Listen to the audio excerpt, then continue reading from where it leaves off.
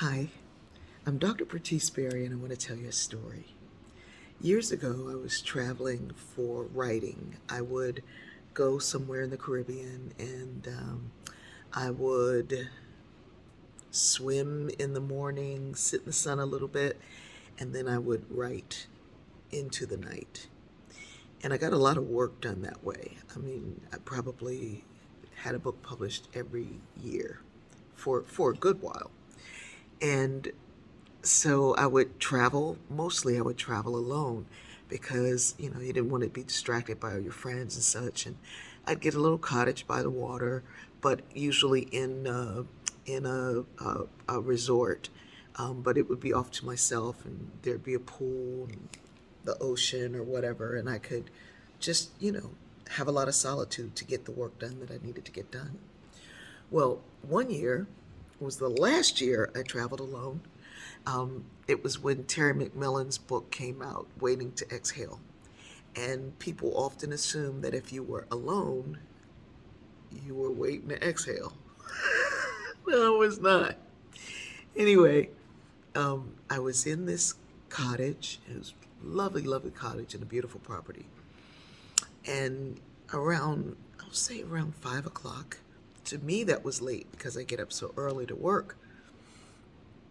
There was a knock on the door. And I thought, maybe it's the housekeeping, but I don't even know why because, I would always tell the housekeeping I don't need anything. I have plenty of towels. If I need anything, I'll let you know, but I don't need anything. And you don't have to, you don't have to clean my room every day because I don't clean my room at home every day. Anyway, this guy knocks on the door and he's like, "Hello, miss." And I was like, "Hello?" And he said, "Are you alone?" And I was like, "Excuse me?" And he said, "Do you want some company?" And I was like, "What?" And he said, "Would you like some company?" And I was like, "Would you like to keep your job?" He worked there.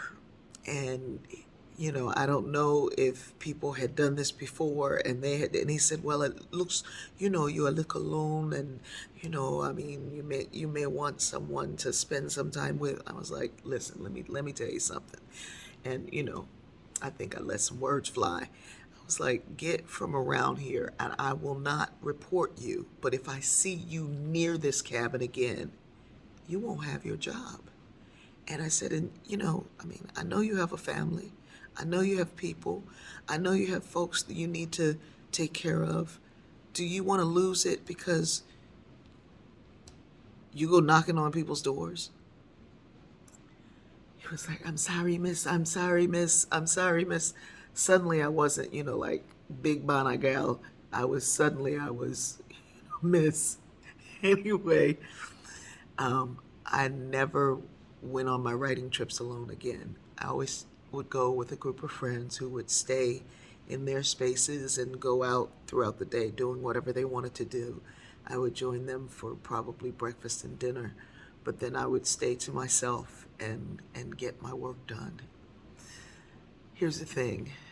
Alone doesn't mean lonely. And if you feel like you're lonely because you're alone, try to reframe that. Try to find what it is that you love to do and you want to put your heart to do. Being alone doesn't mean lonely. Some of the loneliest people I know have all kinds of folks around them. Um, and don't assume that just because somebody is on their own, they want you. Get from around here. I love you.